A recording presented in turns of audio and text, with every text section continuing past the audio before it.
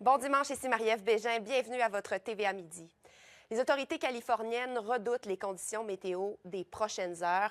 Alors que l'air et le sol restent extrêmement secs, les vents se lèvent à nouveau dans la région de Los Angeles.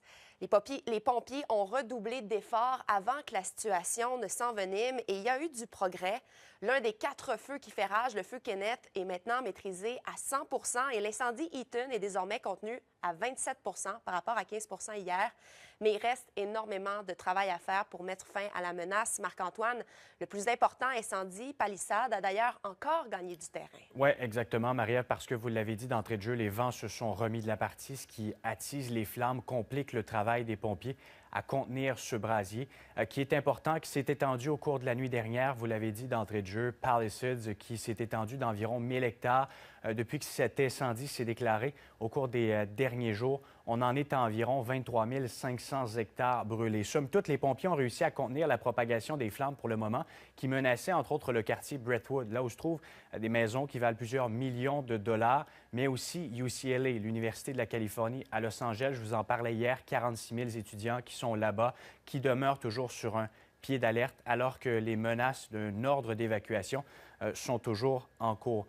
11 du feu contenu là-bas. La grosse mise à jour, elle nous provient surtout du feu Eaton, qui est à l'est. Le bilan des victimes qui a été porté à la hausse, 11 victimes liées au feu Eaton, ce qui en fait désormais l'un des plus meurtriers de l'État de la Californie. Si l'on inclut les autres incendies qui se sont déclarés au cours des derniers jours, le bilan des morts est désormais à 16 personnes. Vous en comprendrez que ce n'est pas le décompte final parce que les recherches se poursuivent sur le terrain pour tenter de localiser la dizaine de personnes qui est disparue. La bonne nouvelle, vous l'avez dit, Marie-Ève, c'est que le feu Kenneth est désormais contenu à 100 n'est pas éteint, mais est désormais encerclé par les pompiers, tout comme le feu Lydia. Pour ce qui est du feu Hearst, il est contenu à 89 et il y a une mince lueur d'espoir. D'ici la fin de la semaine, on attend une baisse des températures, une augmentation de l'humidité, également les vents qui vont se calmer et on attend peut-être une pluie légère, mais en ce moment même, la situation demeure dangereuse. Écoutons. What I'm hearing right now is that the winds are potentially getting dangerous and strong again. I believe the red flag warnings have been put back in place. And so I think the biggest thing that people need to know is that this is still dangerous and they still need to make sure they're listening to their local officials so they can keep themselves safe.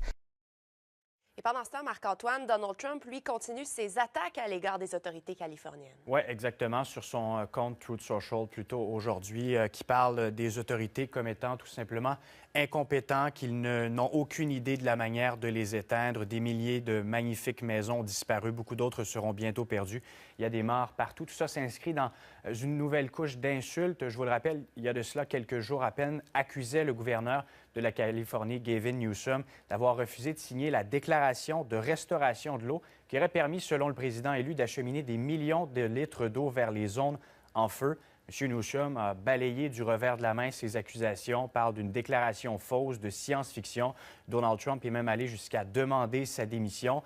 Et vendredi, Gavin Newsom, lui que vous voyez à l'écran, a écrit une lettre au président élu, l'invitait à venir sur le terrain.